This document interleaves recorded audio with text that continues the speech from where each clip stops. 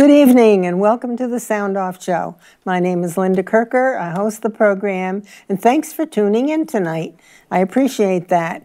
It was wonderful yesterday to be out in the cold. I think it was 28 degrees at Taylor Park in St. Albans, but it was such a great event.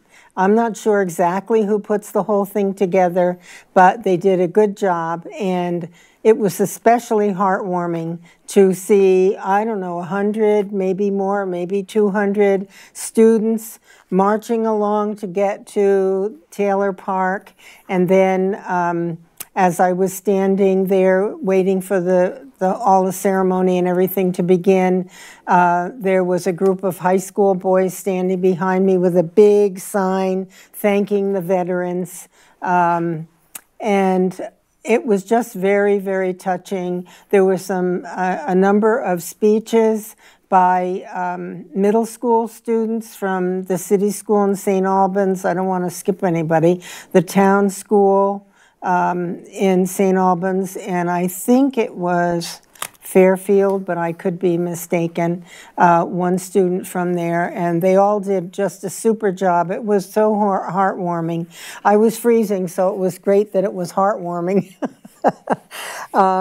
So I personally want to thank all of the veterans and those who are serving our country today. We can't do it without you. We need the protection. We need the manpower, the woman power, and you know, it's just so special when I see someone out on the street or in a store wearing the uniform of our military. I make it a point, or maybe one of the hats that says World War II or Vietnam. I just march right up to them and shake their hand, and I hope you do too, and thank them for their service to our country. I have the flags up here, and I have my patriotic scarf on, because I am a patriot, and I hope you are too. Now, one last thing before I introduce my guest. I was fortunate enough, and it touched my heart, to be given from a family member these two medals. Whoops, how do I get them? I don't know how to get them on. For my next dance. Oh, I'll hold them up. There we go. These two medals from World War II that were my Uncle Willie's, my mother's brother's. He was in the Army, and I remember as a young girl when we would have family get-togethers at our house, because my mom was such a great cook, everybody wanted to come to our house. And I remember my Uncle George in his Air Force uniform, my Uncle Bob in his Army uniform, and it brings back a lot of memories and appreciation to know that people in my family served in our nation's military. So I'm proud to be an American, and I'm proud to thank all of you who serve. So there. Now, I have the pleasure, actually, of introducing Rob Roper once again. Welcome back, my friend. Hi, Linda. Always good to be here. Thanks for having me. Oh, yeah. Well, it's always great to have you, and thank you for making that trek in this weather all the way from Stowe. Oh, not so bad. It was snowing on my house, but not in Stowe, and not all the way up here. Good. Well, you know, this is the state. It seems early this year, though. Maybe it isn't. I don't know, mid-November? Mid-November? That seems normal. But it's been especially brutally cold, I think. But anyway, we're troopers, and we just manage to get through it all, don't we? We do. Do what we have to do. But I'm always happy to have you on the show. You're a wealth of knowledge. You're the president of the Ethan Allen Institute. How many years, Rob? This will be the start of my 7th. Wow. This December. How time flies. It does. It flies very quickly. Wow. John McClowry founded the Ethan Allen Institute, did he not? He did in 1993. So we're 26 years old now. Wow. I went to the 25th anniversary. Yeah, with Mark Stein. That was a great night. Oh. That was a great night. Oh, I have a picture. I have two pictures with him. And I just love that man. He's humorous, he's well-spoken, he delivers a great message and usually throws a little bit of humor in there. Oh, a lot of humor. He's hysterical. I can't think of anybody funnier. I know. It was so great. And there were like 300 or 400 people there? Yeah, about 400. Yeah, we have to do that again. Yeah, we do. We have to get him back here again. We'll do our best. Okay, and you know what made me happy? There was there may have been more, but there was one big round table of young people and high schoolers. And being who I am, I had to march over and talk with them. And it was just so nice to have a chance to, to visit with the young people and to have them involved. And one of them is actually in his second year now at West Point. Oh, wow. And he, as it turns out, is the grandson of a friend of mine that I worked with at the Red Cross for many years. And I didn't know that right away, but somehow she and I put the puzzle together. And so I sent him, I text him while he's at West Point and just encourage him. So you never know who you're going to meet or where you're going to meet them. And you can make friends everywhere if you want to. That's very true. Doesn't matter what the age or anything else, just do it. Okay, I'll get off my my podium. And tell me what you've been doing lately, Rob. Well, we've been trying to prepare for the 2020 legislative session that starts in January. I think it's January 7th or something like that. Yes, it is so soon. As you say, time flies. The years go by, but the months, it seems like they just went home for their, in the spring for their off-season break. And they'll be coming back not very long from now. I mean, in first week of January. And the first Monday after the first Tuesday? Yeah, it's the first Monday after the first Tuesday. Yeah. And it'll be, well, we're going to have Thanksgiving holiday, and then we'll be in the Christmas season, and then poof, that time will be gone. So we're trying to get all of our ducks in a row now, and it's gonna be last year was just crazy. Last session was crazy, but they didn't really get anything done, which was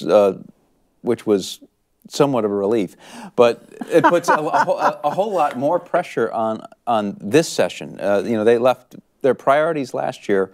Well, this year, 2019, were to pass a $15 minimum wage and a paid family leave bill, and to make some sort of a market for marijuana where you could. It's legal to possess it and grow it now, but you can't buy it or sell it. So that they need to figure out some way that they can create a market so you can buy and sell the legally grown marijuana. Honestly. So those were their priorities, and they didn't achieve any of them. The only thing that they That's a good thing. The only thing that they passed was a bill codifying abortion up to the moment of birth, and a constitutional amendment, a proposed constitutional amendment that goes along with the law that would codify abortion right up until the moment of birth. What is wrong with them? I got to question what their priorities are. A nation... Oh, and they banned plastic bags. I cannot forget the fact that they did succeed in banning plastic grocery bags, because, that's what everybody was clamoring for. Oh, absolutely. During the campaign season, when the candidates would knock on their doors, what would they say? They would say, oh, please, when you go to Montpelier, ban the plastic bags that I use to carry my groceries home, because that's what we really want you to do. I mean, forget about the jobs, forget about getting some economic growth in the state, forget about getting more people to move here. Ban those plastic bags, and I'll tell you, Linda, they came through. Number one priority, right? They came through. I don't know if it was a number one priority, but that's what they were able to succeed in passing. Honestly, and it was pathetic. But I would rather they have not have passed the $15 minimum wage and the paid family leave bill and all of the other stuff that they have coming down the pike. And it'll be curious to see what they're able to do now, because I thought, okay, paid family leave, $15 minimum wage, January, when they're going to hit the ground running to pass those bills. But as you saw I'm sure on the news, if you didn't experience it in your car when you're trying to get to the doctor's office or trying to get to work or trying to get your kids to school or wherever you're going, having the climate initiative people, the youth, the Extinction Rebellion people coming out and blocking traffic at the end of September. They better not block my traffic. But that's what they did. They came out and they said that we're not going to allow you not to pass any more climate change legislation, so we are going to cause civil disruption until we get what we want. Now, these are the people that stopped the strolling of the Heifers Parade in Brattleboro last year. They're the people who, in the State House, started throwing leaflets and shouting down on the They should have been ushered right out. Well, they were ushered right out, but they succeeded in stopping, having all the legislators having to leave the floor, and they disrupted the proceedings of the House for a considerably long time. How are they allowed in with all of that stuff? Isn't there somebody at the door checking? No. You should know. You were a legislator. Well, I was hoping that maybe... And I hope it doesn't come to that. I mean, our State House is one of the few places, probably the only State House in the country, though I say that without knowing for sure, where you can just go in. Anybody can go in the State House and sit in a committee room and listen to the testimony that's going on. There's no metal detectors. There's no, unless there's like a really controversial bill that's being passed, there's no guards at the doors, searching people as they come through. It's very open, and it's wonderful that we're able to have that. Yeah, but times are changing. And I think maybe the policies need to change with the times. It's a shame because I'd like to think that people are respectful of one another and respect the people's house, so to speak. I just can't get over the infancy, the childishness of some of the things that are going on to try to disrupt and destroy things in our nation. Well, yes, and that's going to be the tactic of the climate change people. How do you describe them? The activists who have climate change as their number one priority is to disrupt and to scream and to shout until they get what they want. And it's going to be a challenge, I think, for the legislative leadership, which is, I think, sympathetic to their cause. Oh, yeah. They've been overly sympathetic to their cause. They don't want to pass any of this stuff because it's insane. Mm-hmm. We'll talk about some of the specific policies as we go through the show. But I mean, some of the things that they're asking that our legislature do are fantastical. I mean, absolutely fantastical. Totally impossible. Nonsense. To put in place. So you've got these people who are sympathetic to their cause are going to have to basically tell these young kids who have been brainwashed, in my opinion, into coming out and to thinking that the Earth is going to end in 12 years if we don't pass a carbon tax. And they're going to have to tell them, we're not going to pass that. The first thing I thought of yesterday morning when I woke up and it was 20-some degrees, I said, oh, climate change. Well, how's that working? Well, the climate is changing. Of course. The climate's always been changing. It's natural. And I don't know enough to say that human beings are causing it or not causing it. But one thing I do know for sure is that the stuff that they're proposing that we do to combat it isn't going to work. Isn't going to be even close to working, but it's going to be totally disruptive to our economy, totally disruptive to our way of life, totally disruptive to our ability to survive in this state. It's a method of control. It is. That's exactly what it is. It's socialism. It's a way of controlling the people who are trying to go about their business. Absolutely. I saw a very interesting article that was talking about poverty, and people ask the question, why does poverty exist? And I'd never really thought about it from this perspective, but the writer of the article, I wish I could give credit, but I don't remember who wrote it, said we shouldn't be asking that question because poverty is the norm throughout human history.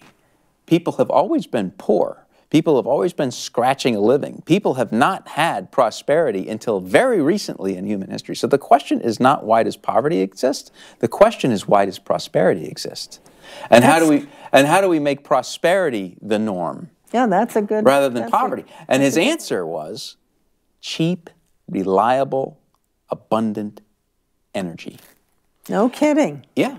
That's basically what it is. You think about it, you know, and we always, as a species, were suffering in poverty because the energy that we had was basically human energy, slaves. Yes. Animal energy, you know, horses and oxen, and, Yes. and you know, dogs to some extent, whatnot, and And you know, the energy fire. of people who are motivated to excel. Yeah, but you know, you can only be motivated to excel if you don't have the tools at your disposal. But what cheap energy? It was harnessing basically first, you know, steam power and then fossil fuels that allowed us to prosper, that allowed us not to be poor As things progress. And you know, different technologies have come along, Linda, from time to time that have displaced old technologies, but when that happens, it is because the new technology is better and cheaper and more efficient than the one that it's replacing. So it's affordable. Yeah, and it's effective. Yeah, and it makes sense. What they're trying to do now is basically go backwards and say we're going to force you to adopt technologies that are less efficient, more expensive, and you're going to see more poverty as a result. I mean, this whole war for the climate change, against climate change, is really manufactured. It is a war on poor people. It is a war to keep people poor so that they can be controlled.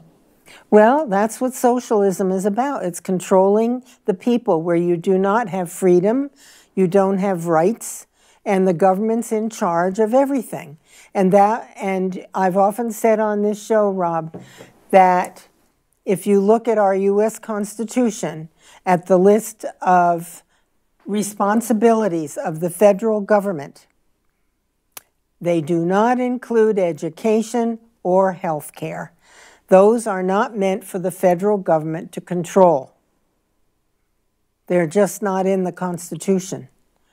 So that should be up to the states and the communities to, you know, to be responsible. I mean, I want our schools to be controlled by our local communities.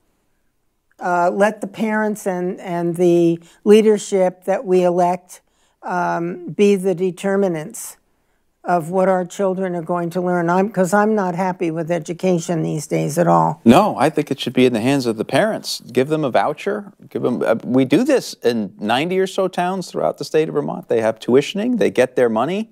Wait a minute. They choose. Wait a minute. We have school choice in 90 towns throughout Vermont. In the tuitioning towns. For high school, you mean? For any grade that doesn't have a public school in the district. Oh, okay. Okay. Well, in Georgia, where I live, we have school choice for high school. Yep. But that, I think, the powers that be who don't want free choice for the parents and their children are the ones who are trying to force these mergers. Yes. That's really why they're forcing the mergers, because the way the school choice law works in Vermont is if you're in a district that doesn't have a public school, then you get school choice. You can take your $15,500 or whatever the public school charges, depending upon which is cheaper, and go to any school you want, except for religious schools. And why not religious schools? Well, that actually if that's what is the fairly family new. wants. If that's what the family wants. I think it should be. I think it should be. And actually, there's a case that's going through the Supreme Court right now called Espinoza versus Montana, I think it is, that would say that if a state or a school district offers school choice, it has to include religious schools as well. Fantastic. So we'll see where that comes down, and we'll see how the people in Vermont react to it. But that's why this district mergers are happening. I mean, they told you, all you folks out there who are really ticked off that they're forcing your districts to merge under Act 46, they say, oh, it's going to make it for better educational opportunities for the kids. And, oh, it's going to lower your property taxes, right? Has that happened? For 1 year? Well, it hasn't. I don't think it even lowered it for most districts for 1 year. I mean, the costs are going up. Costs for education are going up. That's what they said they want to do. Their real motivation for this was to consolidate power away from local people into the hands of the supervisory unions under the control of the State Board of Education. It was a total power grab. It has no bearing on better outcomes, or look at our NAEP scores that just came out. They've been steadily declining since all of these reforms have been put in. Yep. The nation's report card. But the real motivation was to kill.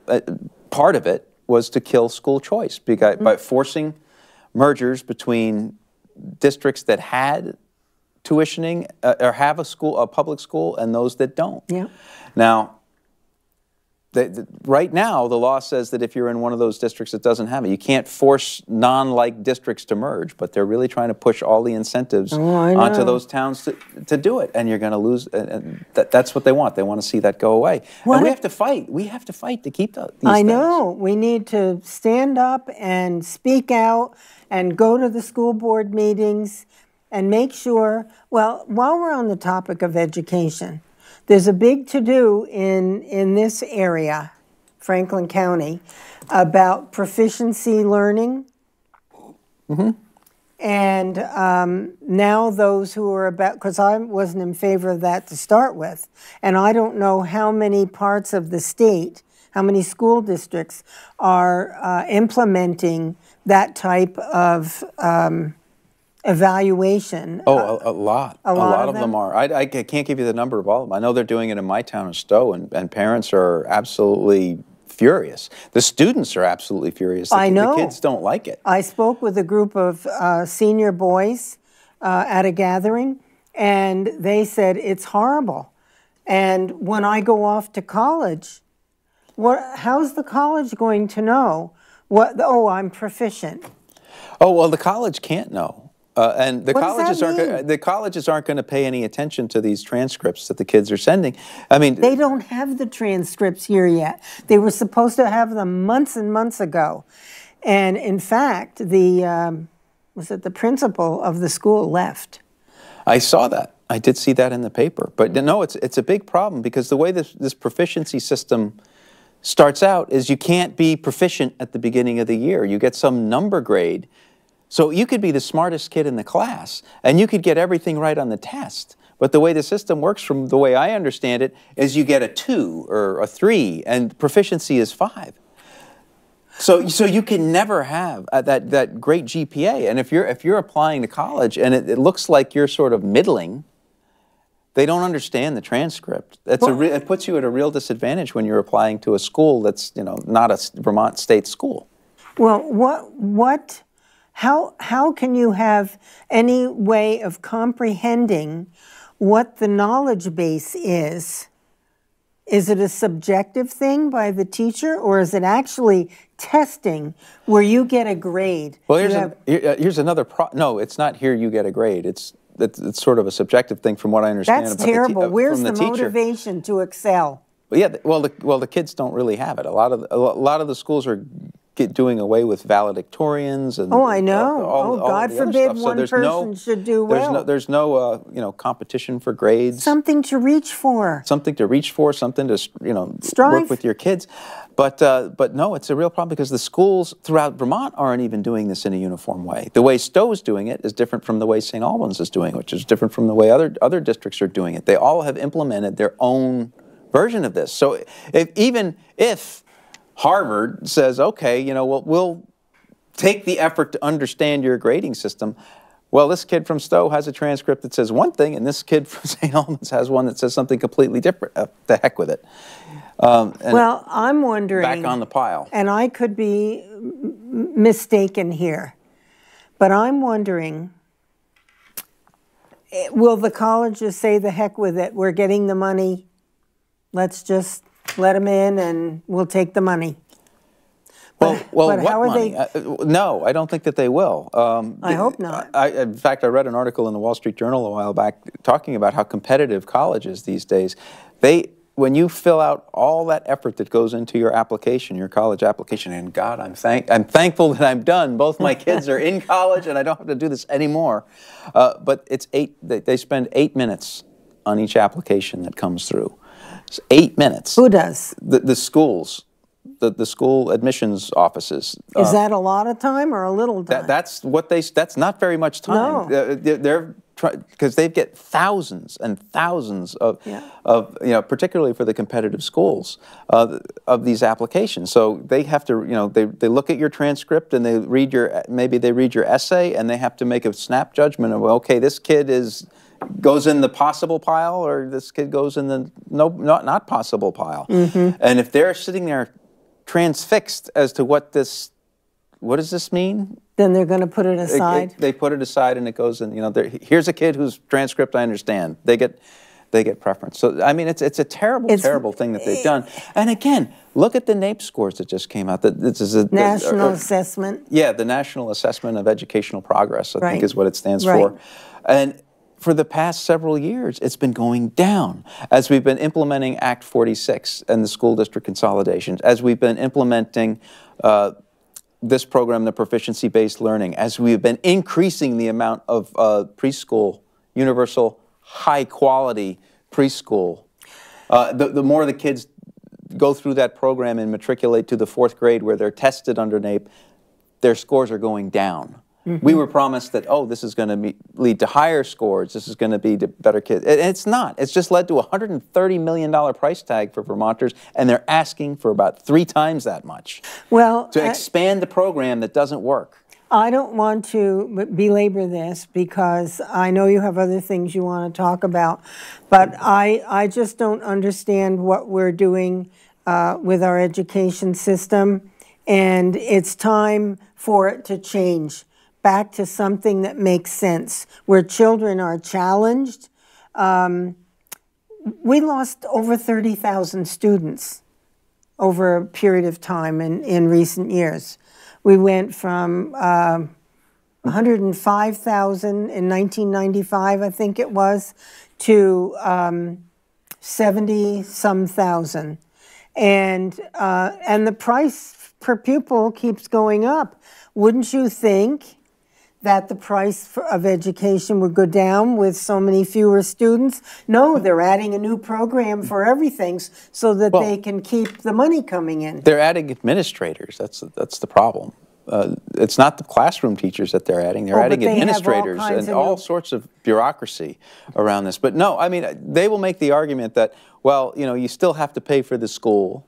If the school has 30% fewer kids, you still have to pay for the building, which it doesn't shrink along with the number of kids. You still have to pay for the same number of classroom teachers. But you should need, fewer teachers with 30,000 fewer children? Well, I'm just telling you what their argument is, Linda. Their argument is that you still have to have a 1st grade teacher, you still have to have a 2nd grade teacher, you still have to have a 3rd grade teacher, et cetera, and so on, up through 12th grade. Even if there's 10 kids in the class, if there's 12 kids in the class or 20 kids in the class and you lose 3 or 4 of them, you still have to have a teacher each of those grades. And I might even be able to buy that. But you know what you don't need?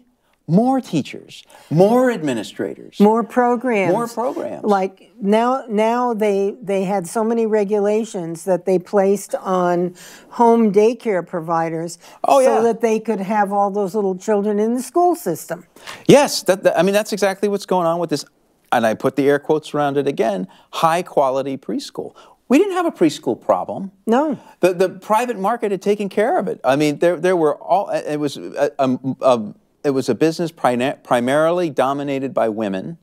Yep, which is good. And, these are folks that didn't make a lot of money, but they were out there in the communities. They had an income. They had an income, but they were people in the communities, and a lot of them, there were some people who made this like a long-term business, but a lot of them were parents who had a kid, wanted to be home with their kid, but also needed to make some money in order to make that work. So they started a home daycare program, their kids in it, and 5 neighbors' kids are in it. Yep. And those are the things, that was working really well. It was affordable, it was everywhere, and all of a sudden the public school system comes in and says, we're going to implement a hostile takeover of that market. Yep. We're going to get the people in Montpelier to ratchet up the regulations on these little businesses so much that it is totally impractical for them to be in business. We're going to drive them out of business, and all of a sudden we're going to manufacture a crisis where nobody can find or afford daycare anymore for their kids. And the end game is the public schools need to come in and take over this business. Government. And it'll be free to everybody, birth through 5, and it will only cost you $800 million a year in taxes. Well, which is about half of what we currently pay for the K-12 school system. So think about what your property taxes are going to do when they achieve their goals. This goal of a hostile takeover of the preschool market from a free market system dominated by small businesses primarily run by women. It's just diabolical. Well, they put them out of business with regulations. Diabolical. Now, and higher costs to keep functioning. Okay, can you answer this for me? I've been wondering about this. If a family is in a position where they have food stamps,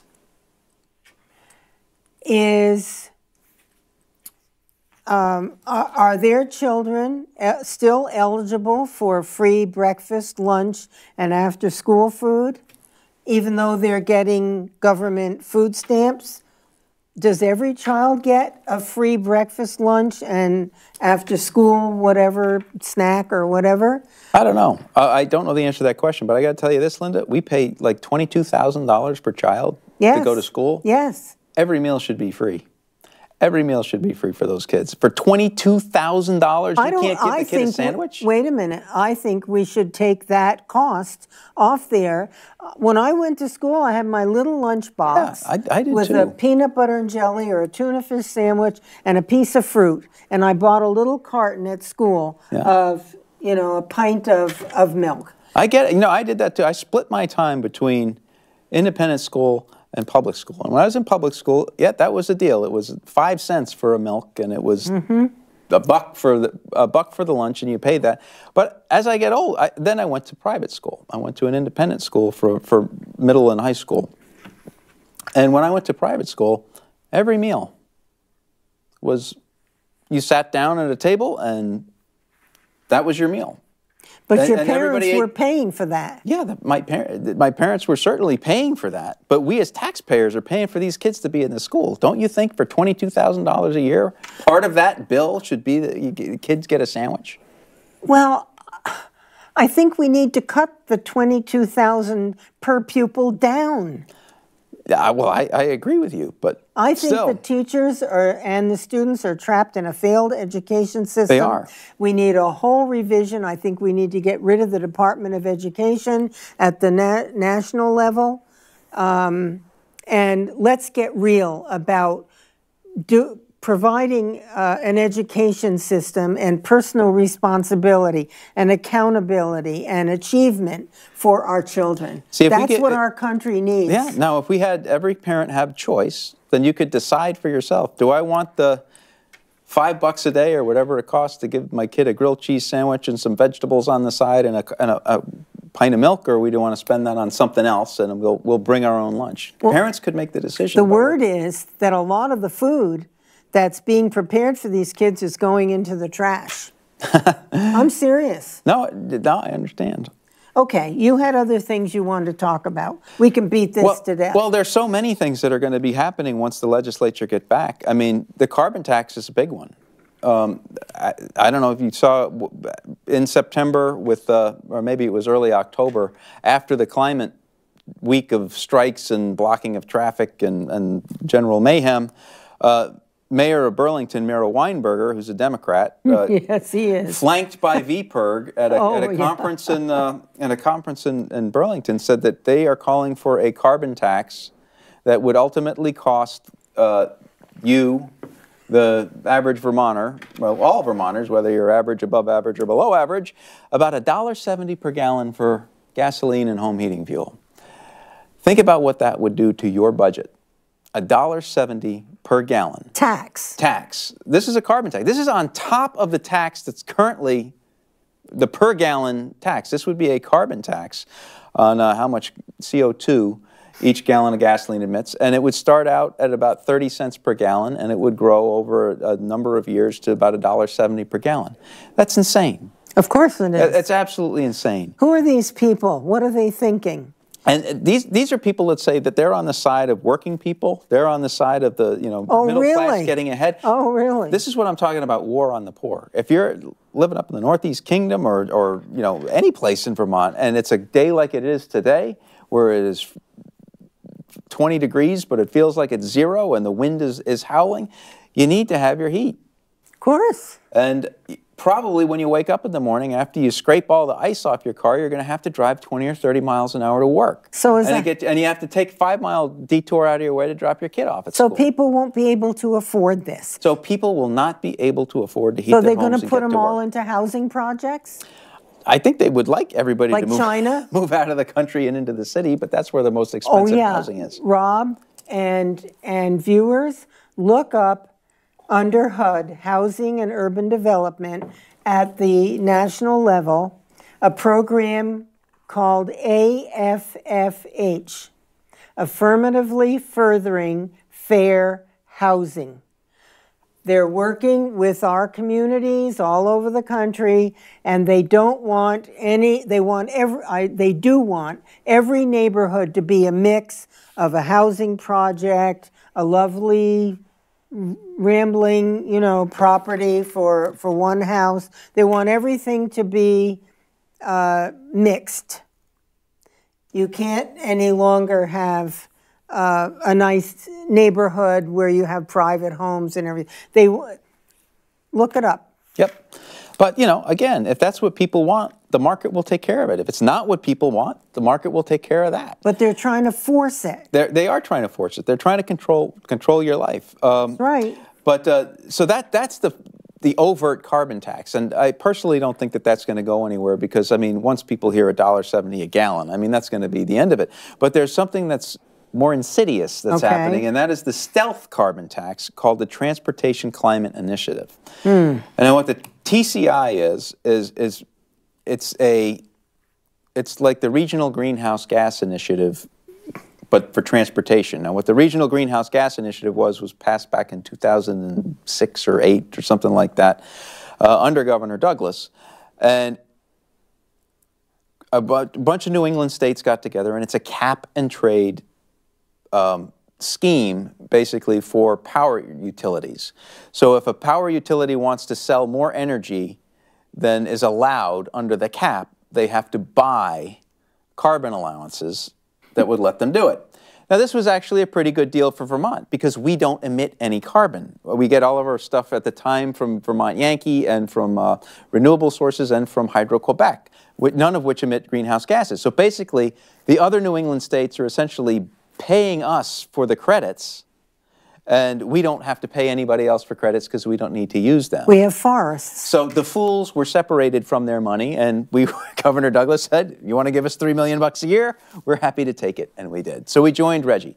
But the transportation, it's the same thing, except for the fuel distributors of gasoline and diesel fuel, we buy gasoline and diesel. Yes, we have longer commutes. We're a rural state. We have longer commutes. And propane. So this is not just free money coming into Vermont. We're going to, our taxpayers, not taxpayers, but the people who buy gasoline are going to have to pay for these stupid credits.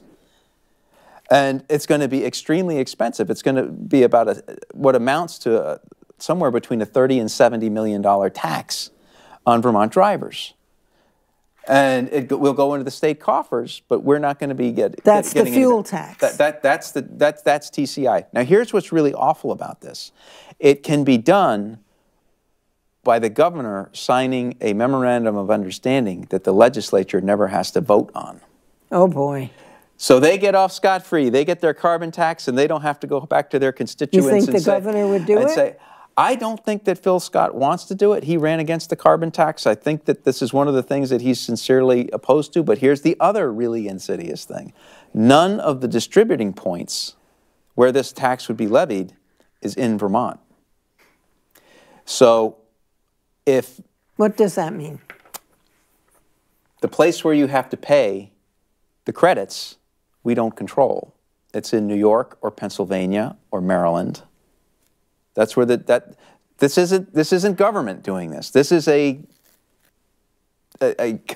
conglomeration of states, and they're going to create this entity, the Transportation Climate Initiative, that is going to sell these caps, sell this.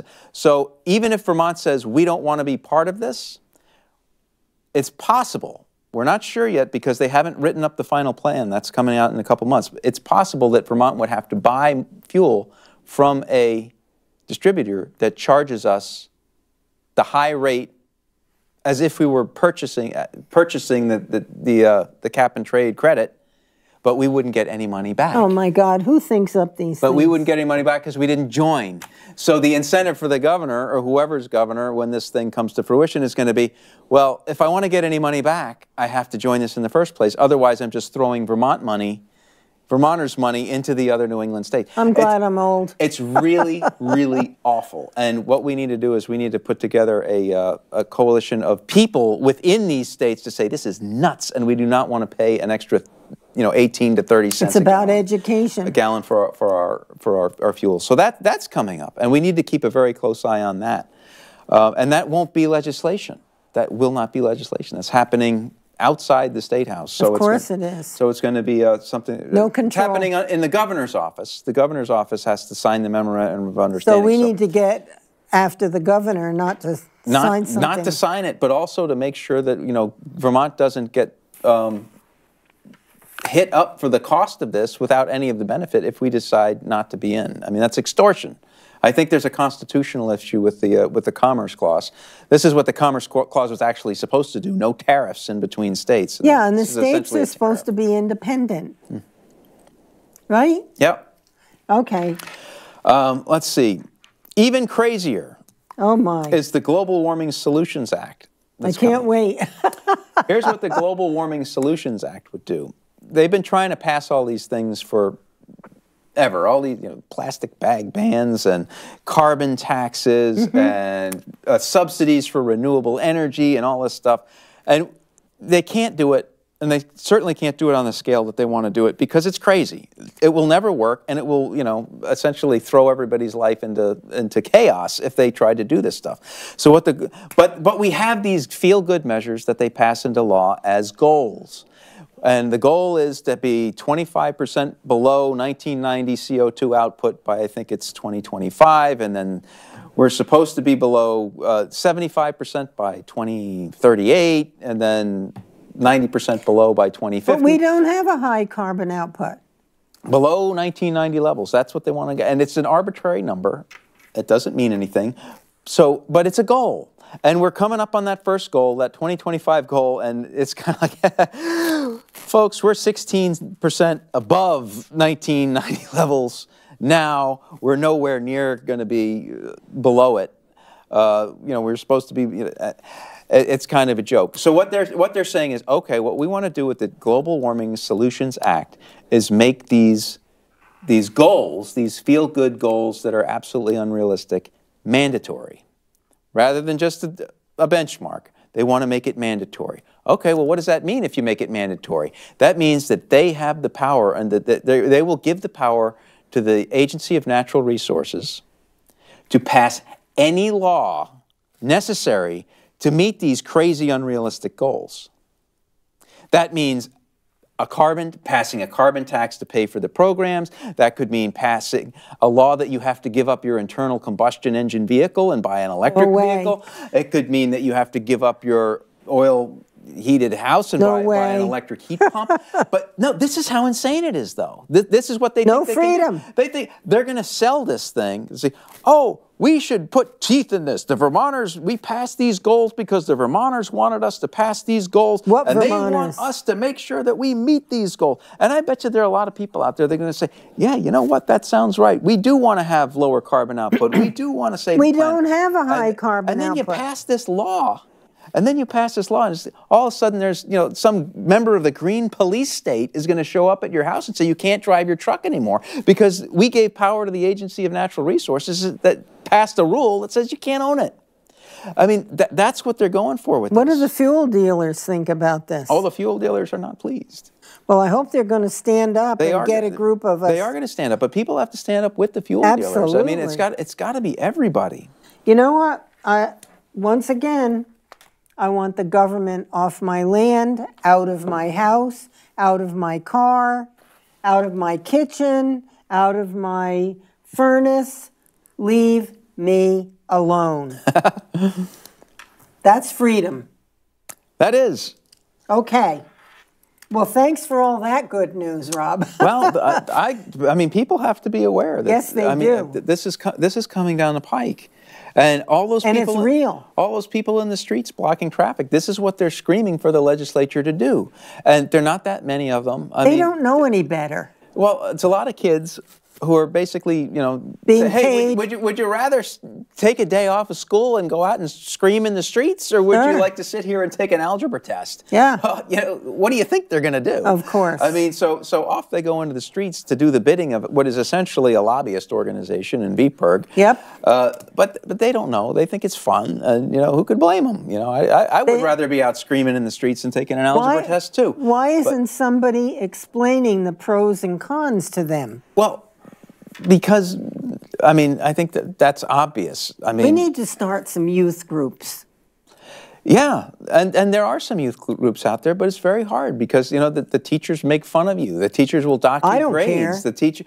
I mean, the other kids will make fun of you. It's very hard when you're at that age trying to fit into a social group. You know if all of the incentives are to act a certain way, to believe a certain thing, to do a certain thing, and all of the disincentives are very harsh. If they're bright enough to comprehend what you're telling them and what it does to them, their families, their future, the state, I think the right message could get through. I really do. Well, I hope. I mean, I hope a right message can get through, but it's very discouraging, just the way, you know, psychology works.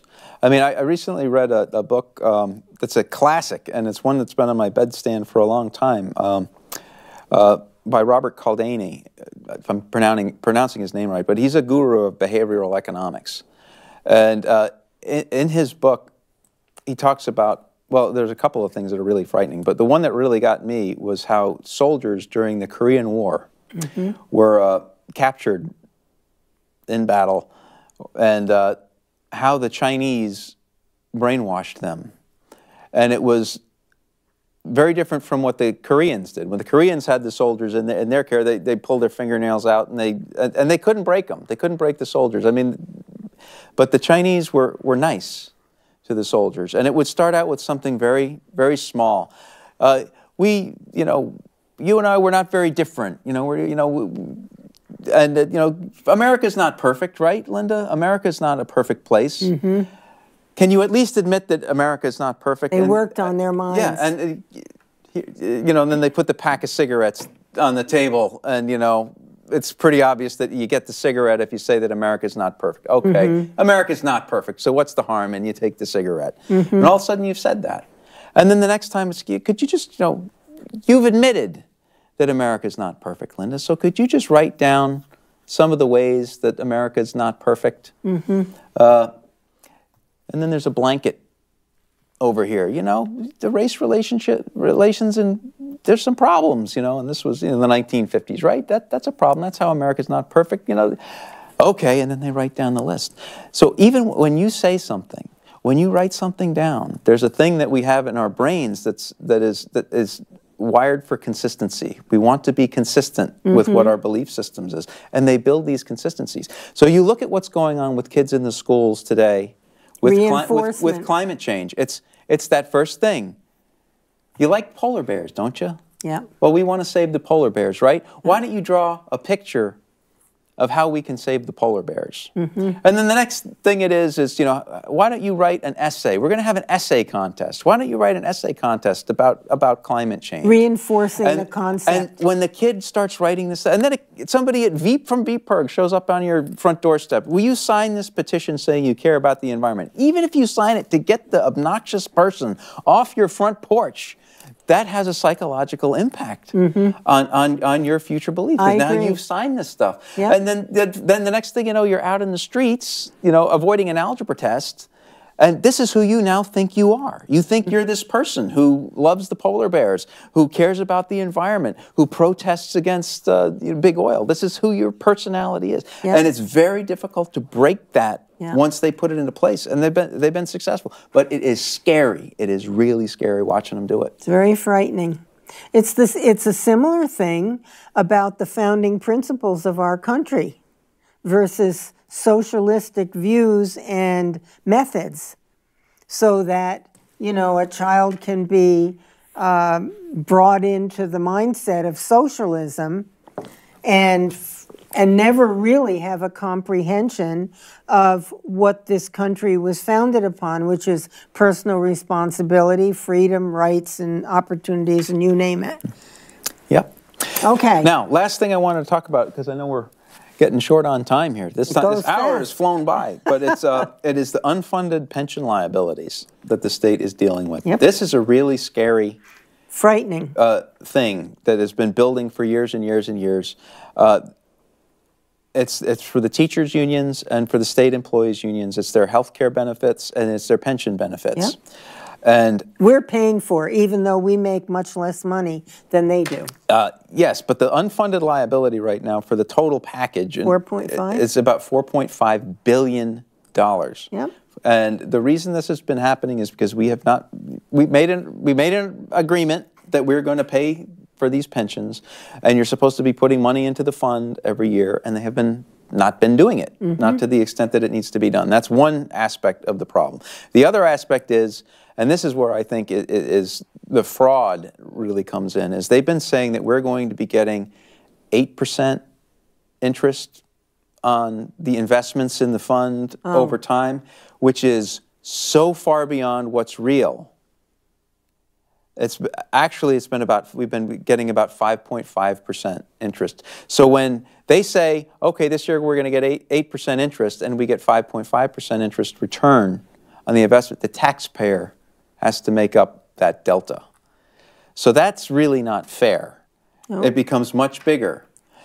$17,000 per household. Let's put that $4.5 billion into perspective. Every household in the state owes $17,000 to pay off these pensions right now. And the number's only getting bigger. In fact, that number might actually be bigger now because new numbers came out on Friday that I haven't had time to calculate in. We need to deal with this. I mean, I think it's going to be about $165 million is what's going to have to come out of the general fund on top of the current obligations if we're going to start meeting the obligations for this in the general fund this year, just for the 1 year's benefit, which is a big chunk that's coming out of the general fund to pay for other stuff. Well, I think that whatever serious obligations, such as that one, that we have, like it or not, when you look at the money that you anticipate that the state's going to have for the year, then the legislature has to take out from the spending, the potential spending, from the amount of money we know we're going to have. Yep. You deduct the amount that we're responsible for to put toward the pension and the health care. Mm-hmm. I frankly don't understand why we're paying for their health care. However, we've made that obligation, and people think that we should keep it. What about lowering the number of employees in the state? Well, this is retirement benefits. So, I mean, yes. That's right. I mean, these are people who've already gone through the system. These are people who've been promised the benefit. Promise is a promise. And a promise is a promise. But we do need, as people come into the system, to change the system from a defined benefit to a defined contribution or something, or a hybrid plan. There are a number of options on the table. Who's doing it? But nobody wants to touch it. But what you described is, yes, we're supposed to take this number at the beginning of the budget process and say we have to put $350 million or whatever it is into the pension programs. Yep. We haven't been putting it there because the people in charge are saying, well, if we put $350 million, we're either going to have to raise taxes really high, or we're going to have to cut other programs. No, work with what you have. Yeah, but they don't want to work with what they or in working with what they have, they want to spend it on other stuff. The Democrats and they're in charge. Yeah. In our government. never met a program they didn't like. And this is what I want to tell to the union people out there. If you're in the union, if you're a state employee, or if you're a teacher and you're counting on your pension, these folks have not done you proud. They have, and because they want to spend the money on other stuff. So they have not been funding your pensions. And we can fix this, but we got to start now. It's called accountability. There are other states that have come to the conclusion that, you know, I'm sorry we made these promises to you, but people over the last however many years haven't lived up to those promises, and the taxpayers at this point are not able to handle this obligation anymore. So we are going to extend your retirement age. We are going to cut back on your benefits. We're going to end cost of living increases. Many number of these things have gone into play. If you want to stop that from happening, you need to put pressure on your union leadership to make sure that we fix the program so that it exists for the people who are in it now, and it's structurally changed so it benefits the people who are coming through the system. If you don't, the new people. And in order to do that, you're going to have to put pressure on the politicians to do it as well, because they don't want it. They want to spend your money on something else. Well, like I said, they never found a program they didn't want us to pay for. And more people that I know are getting ready to get out of this state. Which is dangerous, because that leaves fewer people to pay for your pensions. That's right. So while we've got a few minutes left, I'd just like to say, thanks, Linda, very much for having me on the program. And a little bit about the Ethan Allen Institute for folks who are watching, who this may be your first experience with the Ethan Allen Institute. We're a free market think tank. We're a 501c3 organization. We have an educational mission. You can learn more about us at www.ethanallen.org. I hope you'll take a moment to sign up for our newsletter. We don't bombard you with emails. We send out an e-newsletter once a month, and we send sort of an update on blogs and events and on what's on our blog and every Friday. But that's it, unless there's something really special that you need to know about. So we don't bombard you. But you can find out, we have issue briefs on a lot of these issues that we've talked about today. There's blog posts and commentaries by myself and John McClowery and David Fleming. Oh, they're great, too. So informative. And also, folks, if you choose, it's a nonprofit organization, so if you choose to make a donation, they're tax deductible. And if you're going to support something, this is a great organization to support, definitely. And they do their homework, they do their research, and then they compile it and they present it so that we can all be informed about what is going on in our state. And we need to be informed. The founders of this country knew many things, but one thing they knew for sure is that if the people were not informed, diligent, and involved, that we would lose our constitutional republic, and our children will never know all of the freedoms and the rights and opportunities that the founders gave to us. So there. So look into the EthanAllenInstitute.org, right? Yep, EthanAllen.org. Oh, I'm sorry. Yep, no institute on there. But EthanAllen.org. Okay. And yeah, I love the newsletters. I just love getting that information. It feeds me a lot.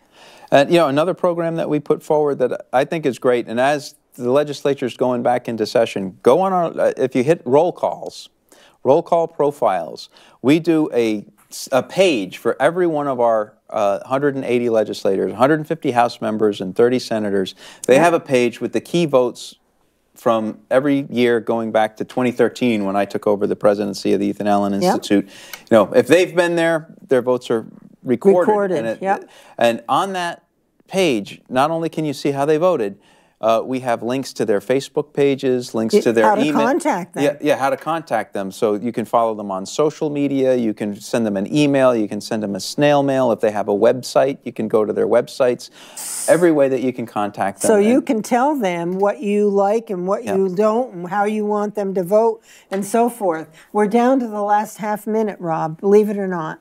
Time flies. when It you're certainly having fun. does. This was a quick hour. Thank you so much for coming on the show again. You're always a wealth of information and knowledge, and that's something we all need these days. When people are busy, all I have to do is watch the show, and there you are.